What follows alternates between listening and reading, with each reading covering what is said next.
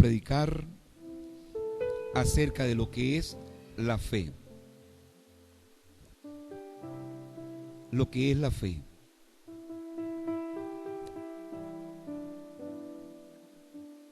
Vamos a ver. Quiero conseguir un versículo en el cual enfatizamos bastante. Ese que dice, lo que diga, dice, creed que os vendrá, lo que diga será hecho. Creed que os vendrá. Vamos a ver por aquí. Por vendrá. Venir. Venir.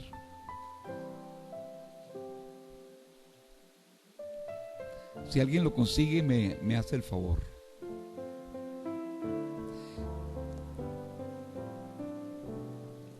Dice, cree que os vendrá cuando hablamos de orar, lo que diga será hecho.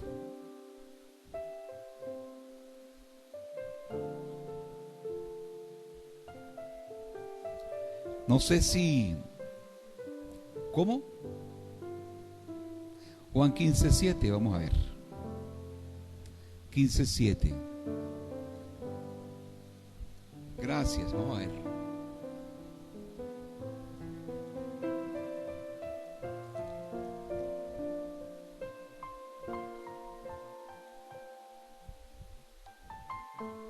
Bueno, ese lo dice, pero hay uno que dice, y os vendrá.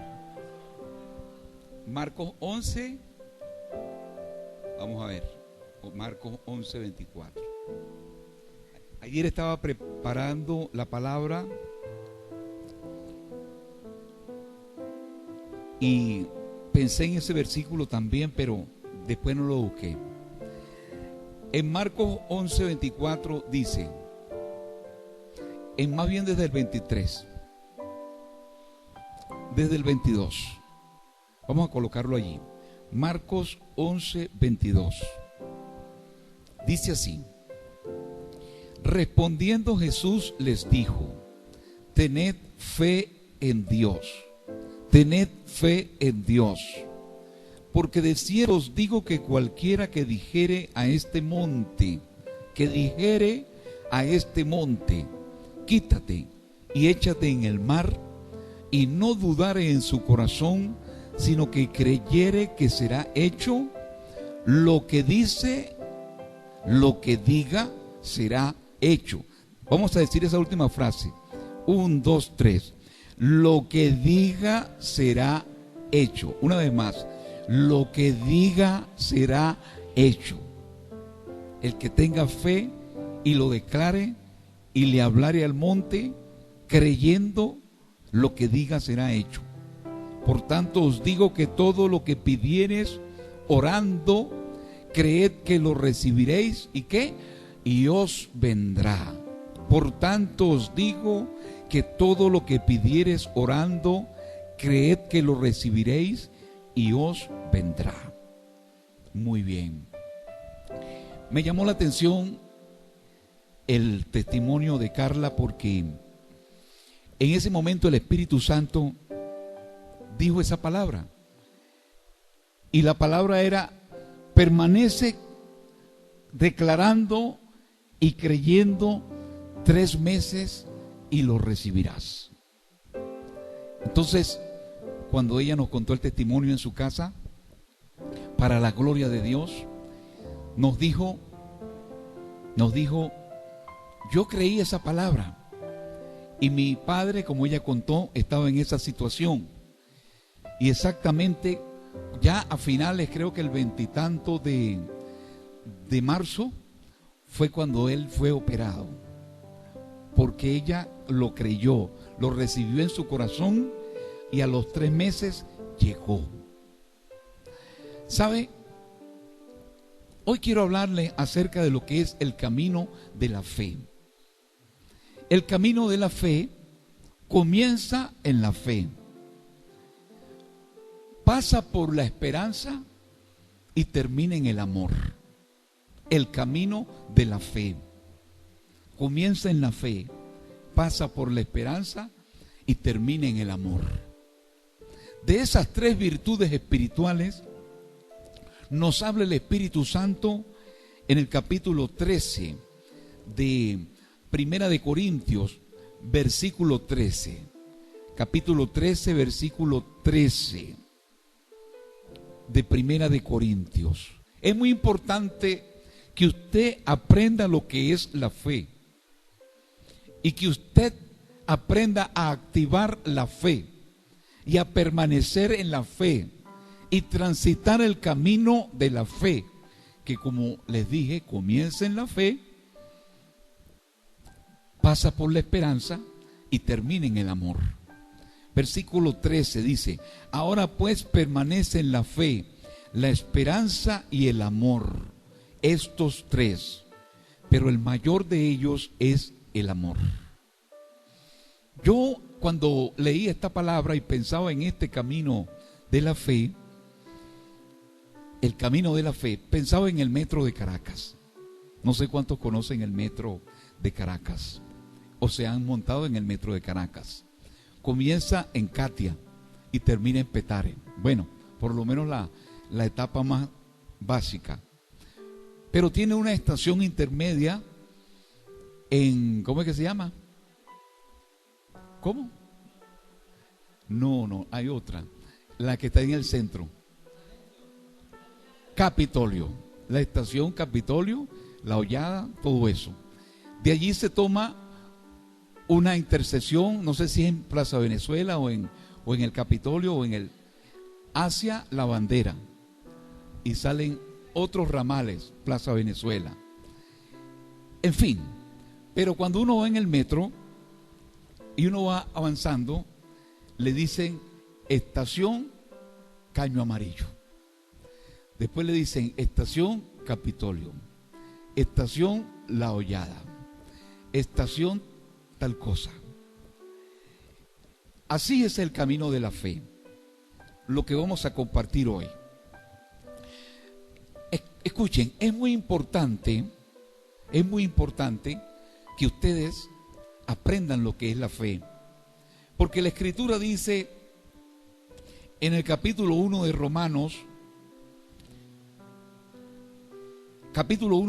versículo 17 dice: porque en el Evangelio la justicia de Dios se revela por fe y para fe, como está escrito, mas el justo por la fe vivirá. En el Evangelio, ¿cuántos están en el Evangelio? Nosotros estamos en el Evangelio. Por eso nos llamamos o nos llaman evangélicos, porque creemos el Evangelio. Y un poco más antes de eso dice: no me avergüenzo del Evangelio, porque es poder de Dios para todo aquel que cree. El camino de los hijos de Dios es el camino de la fe.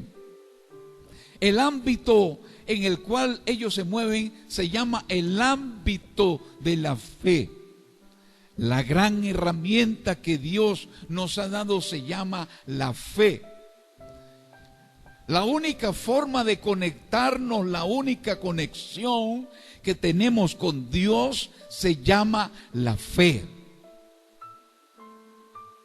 Hay otra parte donde dice, la ley dice: el que hiciere estas cosas vivirá por ellas. Hablando de la ley y del obrar. Una cosa es la obra y otra cosa es la fe. La obra está en el plano natural. Cuando nosotros no conocíamos a Dios, andábamos por nuestras obras. Pero ahora Dios nos ha entregado otro camino. Se llama el camino de la fe. Los que no conocen a Dios no conocen este camino. Es un ámbito sobrenatural. Es un ámbito espiritual en el cual solo se puede accesar cuando conocemos a Dios y sabemos que, dice el Señor, que el que retrocediere de la fe no agradará a mi alma. Y también dice el Señor: sin fe es imposible agradar a Dios. Porque es necesario que los que se acercan a Dios crean que le hay y que es galardonador de los que le buscan. Así como escuchamos este testimonio, ¿verdad? Y tenemos tantos testimonios de las cosas poderosas que Dios hace a aquel que puede creer. Como lo dijo el propio Señor Jesucristo cuando expresó: ¿no te he dicho que si creyeras verás la gloria de Dios? Usted podría ser un religioso, usted podría ser un católico y hasta un evangélico, podría ser un testigo de Jehová o de cualquier religión. Sin embargo, no conocer la fe. No conocer la fe. Había un vecino que yo tenía en Cordero. Era un cristiano muy carnal, con una mente natural a full. Y él era así mecánico y hacía cosas, y cuando él iba a aflojar un tornillo, él decía: no, si se afloja, póngale fe, métale el alicate de presión, póngale fe. Pero no era fe, era obrar. Esa fe era un decir: póngale fe. Y la gente en el mundo conoce esa fe, que se llama una fe natural, una fe mentalizada, una fe que, digamos, lleva en sí misma una obra, mi propia fuerza, mi propio recurso. Voy a ponerle fe, pero esa no es la fe de Dios. La fe de Dios es una fe sobrenatural. Y es lo que dice aquí la Escritura, que el justo vivirá por fe. No hay otra forma de vivir para los hijos de Dios si no es por fe. Y repito, usted puede ser católico, usted puede ser evangélico, inclusive usted puede ser testigo de Jehová, o puede ser muchas cosas y no vivir por fe. Hay otra visión errónea de lo que es la fe, de gente que utiliza la fe como una muletilla. Y dice, por ejemplo, yo el año que viene voy a tener mi casa. No tiene nada en absoluto. Y entonces tú le dices: ¿y cómo la vas a tener? No, bueno, por la fe. Y yo el año que viene me caso, por la fe. Como diciendo, vamos, como si fuera un asunto de una suerte, por la fe. No, yo lo digo por la fe. En realidad no es así, pero lo digo por la fe. ¿Y sabe qué? La fe es una realidad. La fe no es una cosa abstracta que está allí, es una realidad. Y es la realidad de Dios. Y si nosotros nos conectamos con esa fe, como se conectó esta joven en su testimonio, a los 3 meses, ella creyó y ella recibió, porque Jesús dice: díganle a este monte, quítate y échate en el mar, y lo que diga orando y creyendo será hecho. Cree que lo recibirás y os vendrá. Vendrá. Y allí en esa palabra vendrá, que es el verbo venir en futuro, vendrá, comienza a jugar lo que es la esperanza. La esperanza, o sea, arrancamos en la fe y continuamos a la esperanza en el vendrá. Creed que os lo recibiréis y os vendrá. Quiere decir que la fe tampoco es que las cosas se van a hacer ipso facto, apenas tú la digas. Porque ¿sabe qué? Cuando el Señor maldijo la higuera, le dijo a la higuera: nunca más nadie de ti coma fruto. La higuera permaneció verde, pero al día siguiente, cuando ellos pasaron, la encontraron seca. Ellos se asombraron y dijeron: ¿cómo es que la higuera se secó? Y él les dijo: ustedes no vieron, pero lo que pasa es que la higuera, cuando yo dije la palabra, se secó desde la raíz. Desde la raíz. Y aunque todavía tenía alguna savia, ese árbol, y todavía estaba verde, ya estaba muerto. Porque ya se había impartido la palabra de fe, mas tenía que pasar un lapso para que aquello que se había dicho llegara y viniera. Lo que te quiero decir es que en el caso de Abraham, Dios le dijo a los 70 años que le iba a dar un hijo. Y pasaron casi hasta los 100 años hasta que viniera ese hijo. En 30 años podemos decir que es un metro muy largo. Arrancó en Katia y pasó por muchas estaciones. Y vamos a ver algunas de las estaciones. Entre ellos, la estación de la desesperación, la estación de la angustia, la estación de que decía Carla, de la tristeza. Porque el mismo Señor Jesucristo sintió tristeza. El mismo Señor Jesucristo sintió frustración. Y Él tenía fe. Y Él estaba transitando el camino de la fe. Lo que quiero decirte es que cualquier sentimiento que se te atraviese en el camino, cualquier estación en ese camino de la fe que tengas que pasar, es normal. No vaya a decirte el enemigo, ¿viste por qué estás triste? Tú no tienes fe. Ahora no vas a recibir lo que estás esperando. No.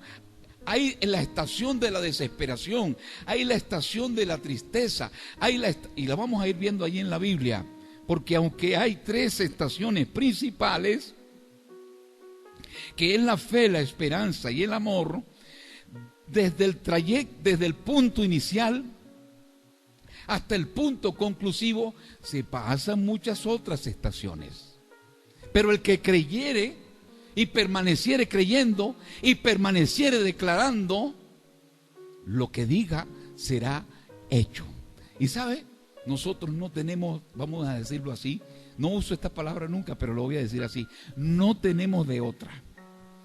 El único camino que nosotros tenemos se llama el camino de la fe, no el obrar, no el camino natural, el camino sobrenatural, porque el justo vivirá por fe. ¿Cuántos dicen amén? ¿Sabe? El Espíritu Santo me ha indicado que sigamos predicando acerca de la fe. Necesitamos comprender la fe, necesitamos activar la fe. Necesitamos entender que es la fe el recurso que Dios nos ha dado. Y necesitamos comprender que ese recurso no lo tienen los del mundo. Ellos tienen una fe natural cuando van a aflojar un tornillo. Póngale fe, póngale fe. Pero en sí, ellos no tienen ninguna fe espiritual. Ahora, para que comprendamos un poco más este asunto, unos andan en el obrar, en las cosas que pueden hacer, y otros viven por la fe. Los que andan en el obrar confían en su trabajo, en su sueldo, en su nevera, que le va a reservar los alimentos. Y dicen versículos como este: si yo no trabajo, no como. Y cuando tiene que hacer una obra para Dios o un servicio para Dios, no lo pueden hacer y no lo hacen porque dicen, no, si yo no trabajo, no como. Ellos dicen, si yo no ahorro, yo no tendré. Y por supuesto que es bueno ahorrar. Y por supuesto que es necesario trabajar. Y el mismo Señor manda a trabajar y también nos indica que es sabio ahorrar. ¿Ve? Pero los del mundo, los que no conocen a Dios, creen solamente en eso. Creen en su trabajo, creen en sus ahorros, creen en su capital. Cualquiera que tenga un negocio se espanta al pensar que se está descapitalizando o que pierde su capital. El capital no es para perderlo ni para despilfarrarlo, pero en realidad su corazón está centrado en su capital. El corazón de alguien que no conoce a Dios, de un empresario que no conoce a Dios, de alguien que no vive por la fe, está centrado en su capital. O tal vez en las divisas, más todavía, porque su capital lo ha convertido en divisas. Y eso no es nuevo, porque siempre hay una moneda fuerte. En el tiempo de Jesús, Recuerdan que le mostraron una moneda, ¿verdad? Y la moneda le dijeron, y el Señor le dijo, ¿qué imagen ven ustedes en esa moneda? El César. Esa era la moneda dura, la moneda del imperio, la moneda de los que querían estar resguardados. Y hoy en día, ¿qué vemos en la moneda? No vemos al César, vemos a George Washington. Esa es la moneda. Ese es el comodín en el cual se refugian las personas. No porque no tengan fe, porque hay quienes los hacen y también tienen fe. Pero hay quienes solamente confían en esa moneda y no tienen fe para nada. No, hoy si me quedo sin dólares me voy a hundir, me voy a acabar, voy a fracasar. Ahí es donde juega el aspecto que no tiene fe. Sería espantoso para él tener que agarrar esos dólares en este tiempo y cambiarlo y tener que comérselo. Y el dinero no es para comérselo, o es para pasar hambre en los tiempos que se necesitan, que hay que comérselo. Si es así, no tenemos fe. Porque el justo vivirá por fe. No vivirá por dólares, no vivirá por ahorros, no vivirá por capital, no vivirá porque es un gran trabajador, vivirá por fe. Repito, aunque todas esas cosas son necesarias, lo que no es indicado es poner nuestra confianza en eso, porque el justo vive por fe. ¿Cuántos le dan un aplauso a Dios? ¿Cuántos dicen amén? Y esto no lo pueden hacer los del mundo, porque los del mundo confían en el mercado. Hermanos, esta crisis económica y política grave que estamos viviendo, a mí me gusta. Nos enseña muchas cosas y le ha enseñado a las personas muchas cosas. Porque nosotros no sabíamos, nosotros pensábamos que la comida estaba en el automercado. Y la comida no está en el automercado. Dice la Biblia, el rey mismo está sujeto a los campos. La comida no está en el automercado. Para el justo que vive por la fe, la comida la provee Dios. ¿Cuántos dicen amén? Dios es mi proveedor a aquel que vive por fe. De tal manera que si no hay en el automercado, no hay en tal parte o en cual parte, yo todavía estoy tranquilo porque yo tengo fe y yo vivo por fe. Eso es lo que se llama vivir por fe. Pero les repito, me gusta esta situación porque si no la vivimos, no aprendemos lo que es vivir por fe. Como vivieron los patriarcas, como vivió el pueblo de Israel en el desierto, esperando lo que Dios iba a proveer. Sino que la fe de nosotros está en la nevera. Que yo abro la nevera, tengo bastante carne, tengo bastante queso, tengo bastante pollo. Estoy full y estoy tranquilo, pero estás viviendo en lo natural, no estás viviendo por fe. Y Dios mismo permite que los pueblos viven estas cosas. Y si usted revisa la historia, a lo mejor usted va a decir, ah no, pero ese pastor está justificando. No, yo no estoy justificando nada. Yo estoy diciendo que esta crisis nos enseña y tenemos que aprender en ella a vivir por fe. ¿Cuántos dicen amén? Vamos a aplaudir a Dios, sí, aleluya. ¿Cuántos dicen amén? Miren, y si usted piensa, déjeme decirle esto proféticamente, si usted piensa que la crisis de Venezuela es porque no hay alimento o porque no hay artículos de limpieza o porque no hay insumos o porque no hay esto, porque no hay otro, está equivocado.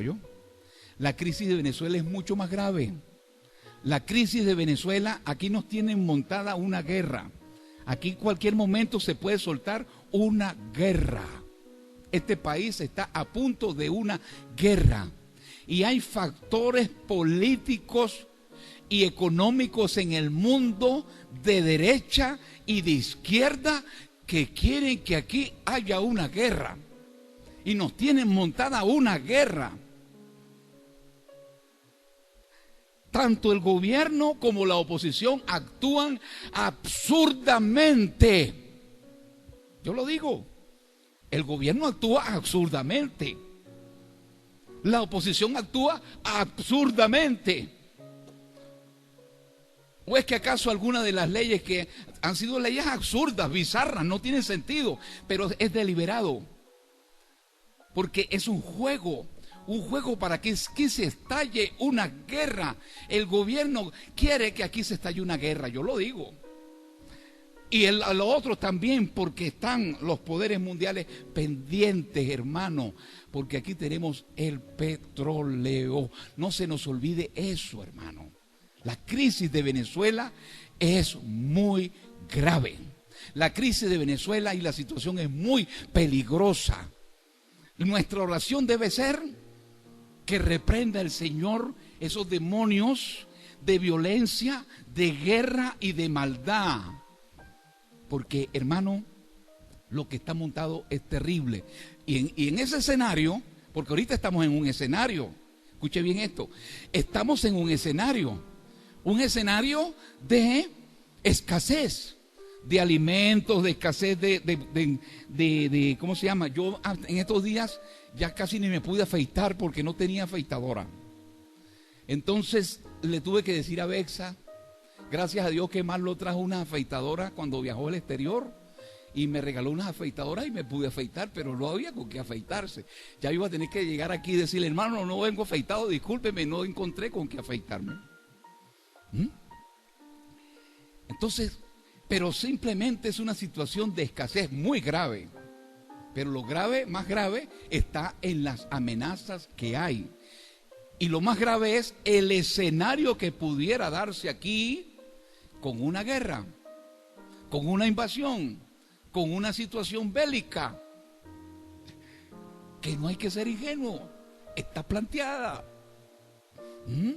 Hermano, pero sin embargo, sea en este escenario o sea en otro escenario más grave, seguimos viviendo por fe.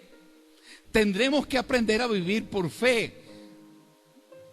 Yo no quiero que eso sea así y oro a Dios que no sea así, inclusive en el nombre del Señor. Pero en otro escenario tal vez nos tocaría vivir en el campo, sembrar por allá o recoger o quién sabe a dónde irnos, porque la situación es grave. Los que pueden percibir las cosas espiritualmente se dan cuenta que la situación es grave. Se hacen maniobras bélicas, se hacen muchas cosas, hermanos. Es grave, es muy grave. Ahora, el justo no vive por lo que provea este o aquel. El justo no vive por la paz del mundo, porque dice la Escritura, yo no le doy mi paz como el mundo la da, yo la doy. La paz del mundo no es la paz de nosotros. La paz de nosotros sobrepasa todo entendimiento y está conectada con la fe. Porque nosotros somos personas diferentes. Tenemos que entender que somos diferentes. Diferentes. Porque somos los justos. Y el justo vive es por fe. El justo vive es por fe. Pero bueno, vamos a transitar ese camino de la fe. En el capítulo 5 de Romanos, encontramos lo que es el camino de la fe.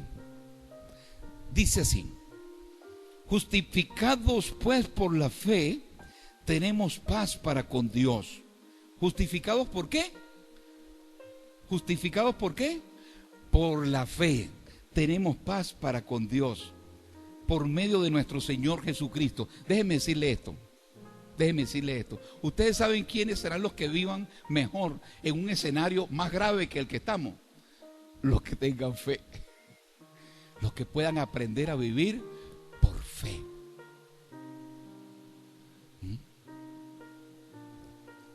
Es importante aprender a vivir por fe.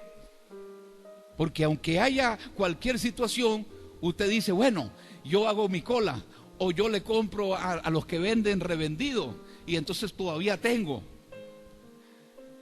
Pero ¿será que hace falta todavía apretar más? Para que aprendamos lo que es vivir por fe. No sé. Yo como predicador lo que digo es que hay que aprender a vivir por fe de verdad. Como decía el Señor, que no tenía ni dónde recostar su cabeza. Pero él vivía por fe. Él andaba en la fe de su padre. Justificados pues por la fe, tenemos paz para con Dios. La paz de Dios. ¿Por medio de quién? De nuestro Señor Jesucristo. Por quien tenemos entrada por la gracia, por la fe a esta gracia. Y ahora encontramos el pitico. Turú, estación gracia. La gracia. ¿Qué es la gracia? Bueno, tenemos el favor de Dios. Conocemos el respaldo de Dios. Estamos orando, estamos declarando.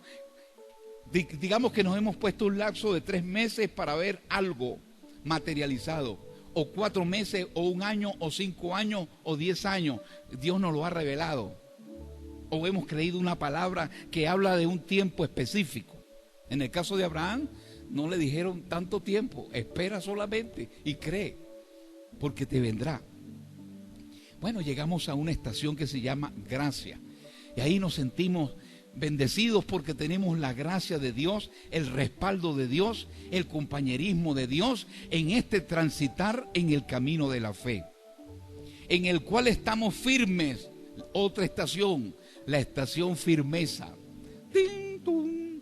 Estación firmeza. Estoy firme, estoy creyendo. Lo que he dicho por fe será hecho, y lo recibo y estoy contento. El diablo me dice cosas, el diablo me ataca, me dice palabras, me trata de disuadir, pero yo estoy firme porque estoy en la estación firmeza. Y después dice, y nos gloriamos en la esperanza. Estación esperanza. Ya empiezan a demorarse las cosas, comienzan a demorarse las cosas, y entra a jugar otro factor espiritual, la esperanza. ¿Qué es la esperanza? ¿Qué es la esperanza? A veces no entendemos bien lo que es la esperanza. A veces la esperanza es una palabra hasta de lástima. No pierdas la esperanza. Tengo la esperanza. Pero no es una palabra espiritual. La esperanza viene de la palabra esperar. Esperar. Estar esperando. Tengo esperanza. Es lo que dice el Señor. Creed que os vendrá y lo recibirás. No es una palabra de lástima.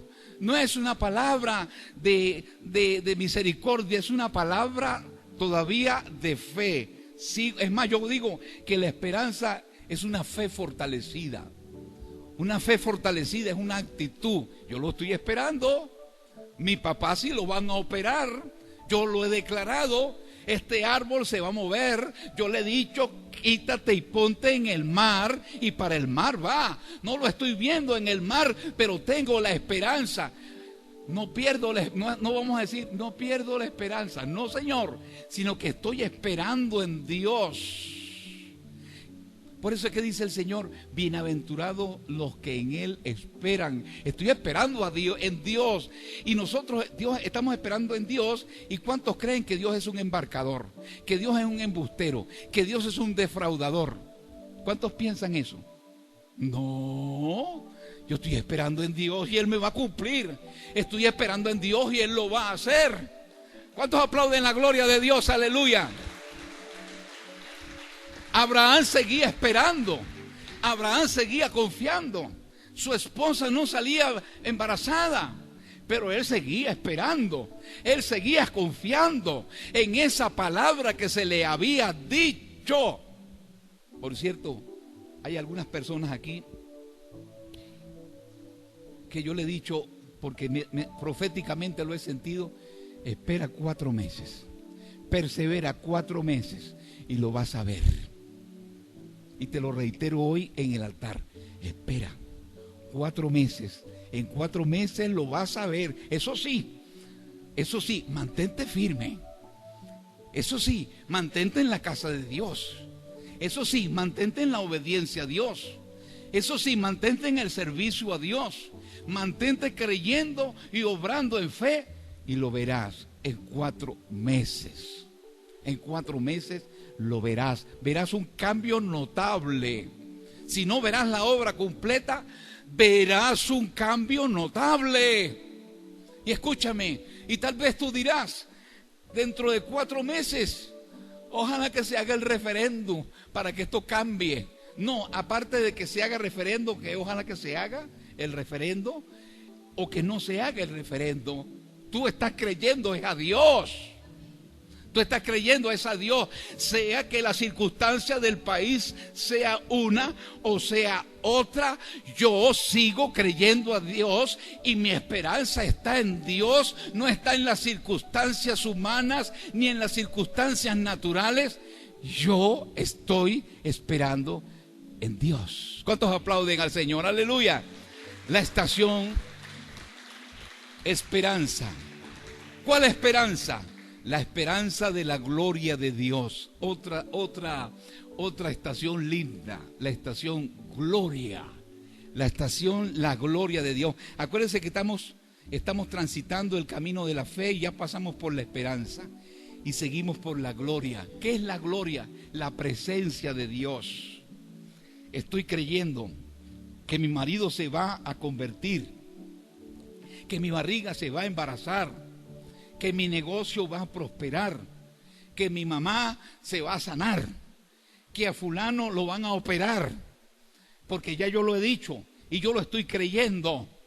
Aleluya. Y mientras transito esperando ese milagro de Dios que lo he declarado, que lo he decretado y que lo estoy creyendo, llego a una estación que se llama gloria.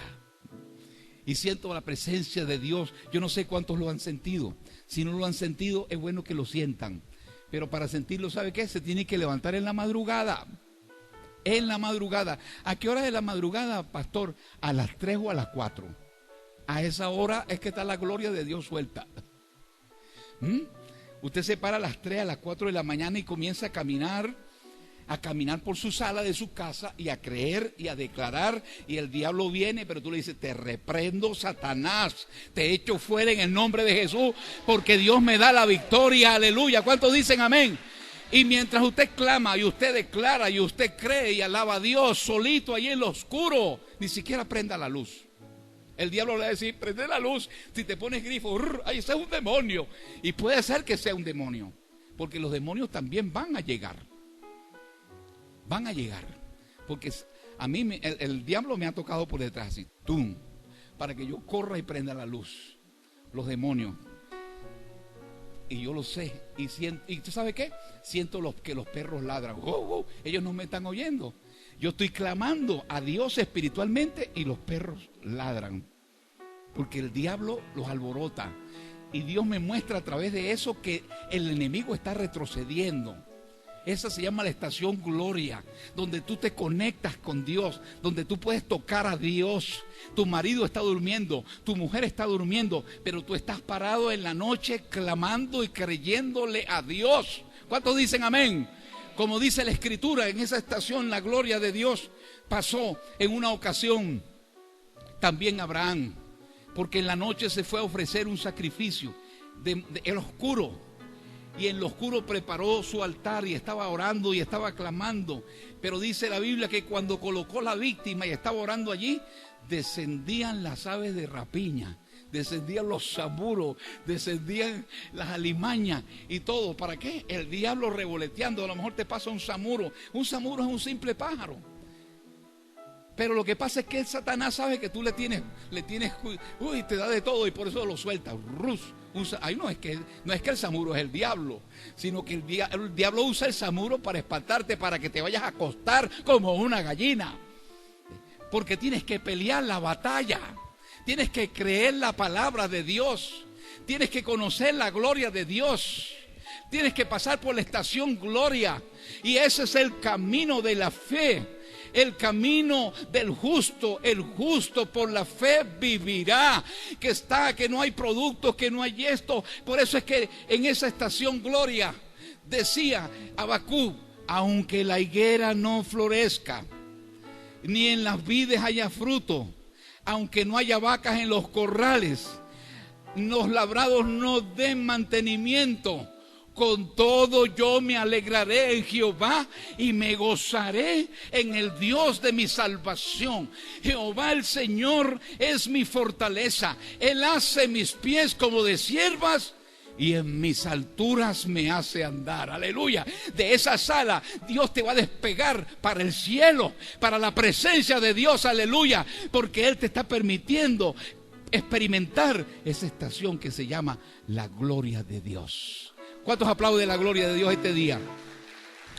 Este camino hay que transitarlo y cada día se requiere más conocerlo. Entre tanto la situación se hace más grave, escuche bien, entre tanto la situación se hace más grave, hay que vivir más por fe. Y por eso es que yo le decía hace un rato, me parece muy bien lo que pase, lo que está pasando. Ojalá que no pase, que el Señor se lleve todo eso.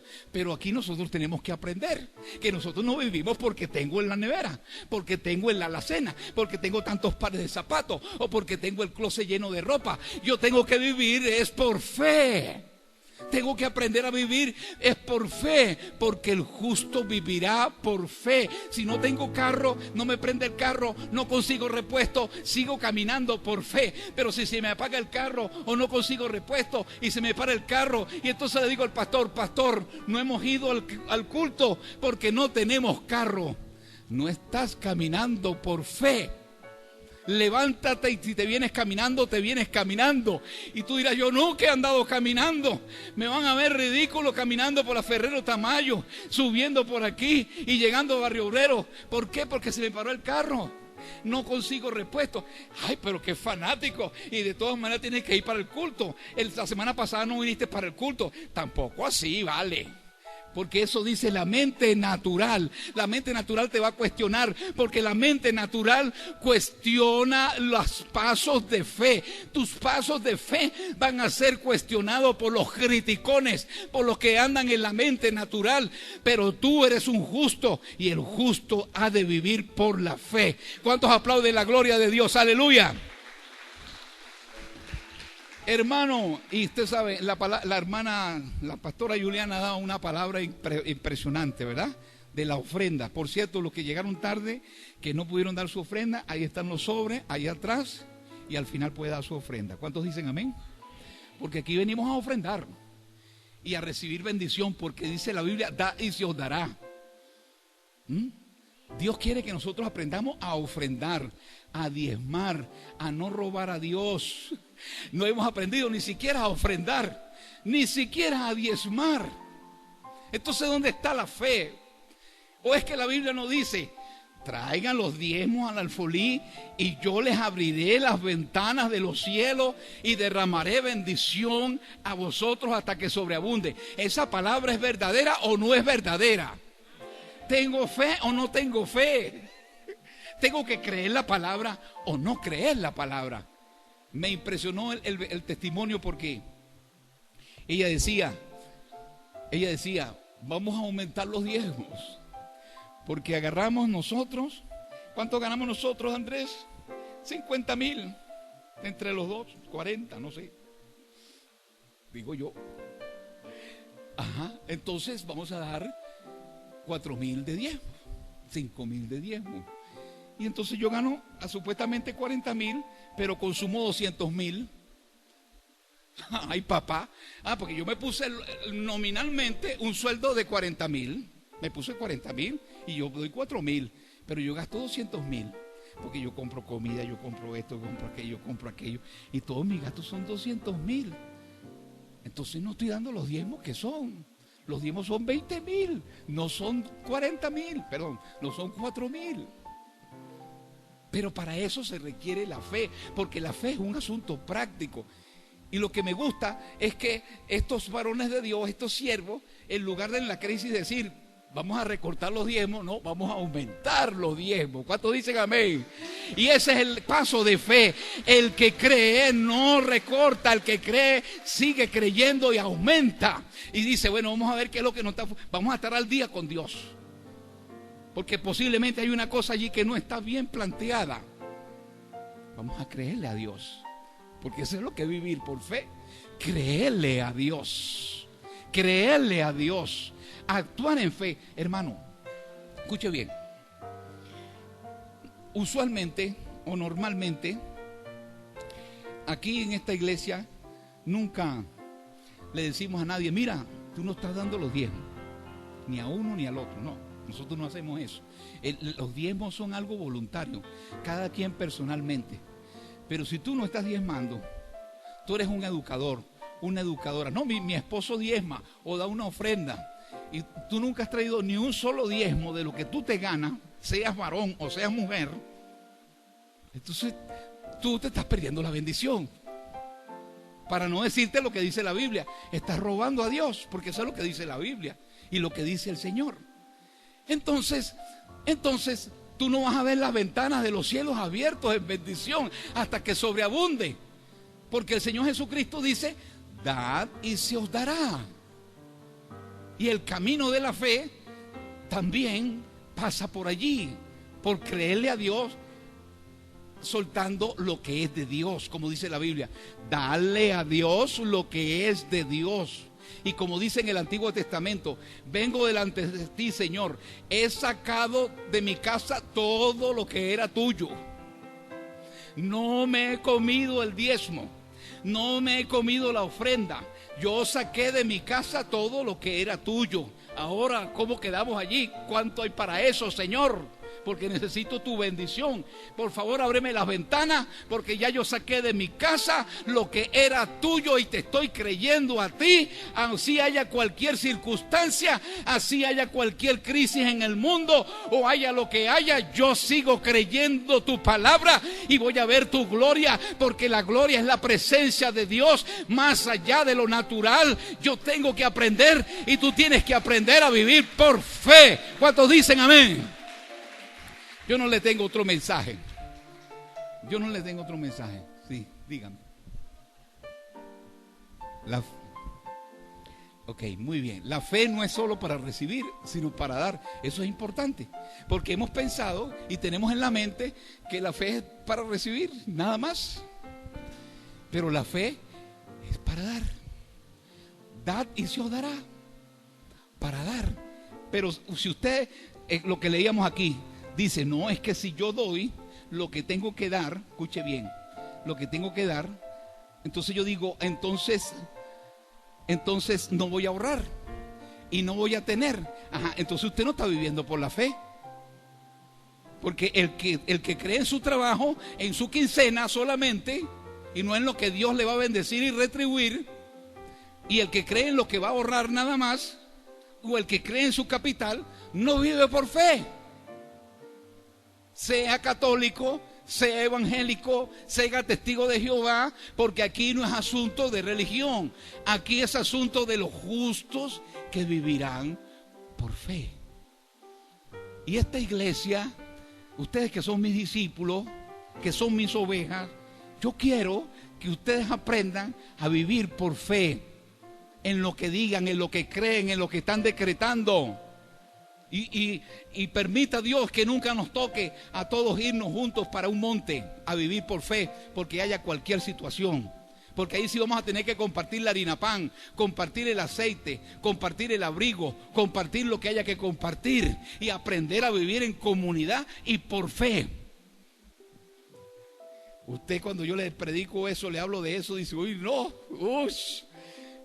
todos juntos en una finca por allá, recogiendo huevitos de gallina, si es que hay gallina, o cosechando el maíz y compartiendo y haciendo las arepas para todos. Rosita, arepas para todos, Rosita. Gloria a Dios. ¿Y tú qué tienes? Yo tengo queso. Bueno, yo pongo el queso. No, espérate. Yo soy evangélico, pero no hasta allá. Y es que no dice la palabra de Dios que vendrían persecuciones por causa del Señor. ¿Usted no lo ha leído? Cualquier escenario está planteado aquí. Aquí no es asunto de que yo soy evangélico o yo soy católico. Es que si yo vivo por fe, si yo estoy dispuesto a vivir por fe en cualquier circunstancia, ¿todavía pueden aplaudir al Señor? A su nombre, gloria a Dios. El camino y llegamos a la estación de la gloria y me voy a detener allí. Porque la semana que viene continuamos. ¿Qué es la fe? La fe es una herramienta. La fe es una conexión con Dios. La fe es el ámbito. Recuerde, usted tiene 5 sentidos. Vamos a ver: oído, gusto, tacto, vista y ¿cuál más? Y olfato. Olfato, oído, gusto, tacto y ¿cuál más? Y vista. Usted tiene 5 sentidos. Esos 5 sentidos son para andar en lo natural. Dios le dio 5 sentidos para moverse en lo natural. Pero a los hijos de Dios, Dios le da un 6º sentido que se llama la fe. Para que caminen por fe, más allá de la vista, más allá del oído, más allá del olfato, más allá del tacto. Porque el Señor dice: bienaventurados los que no vieron y creyeron. Y también dice el Señor: no mirando las cosas que se ven, sino las que no se ven. Porque las cosas que se ven son irreales, pero las que no se ven son verdaderas. Lo que usted ve ahora, su cuenta del banco, o su casa, o lo que usted vea, eso es irreal. Toda esta tierra está reservada para el fuego. Todo eso se va a acabar. Lo verdadero es la vida eterna que usted tiene. ¿Cuántos dicen amén? La vida eterna que le ha dado Jesucristo, aleluya, para que viva con Él para siempre en su presencia. ¿Cuántos dicen amén? El justo vivirá por fe. Vamos a estar de pie y vamos a orar. Gracias, Señor. Me encanta la fe. Que tiene que encantarme, porque sin fe es imposible agradar.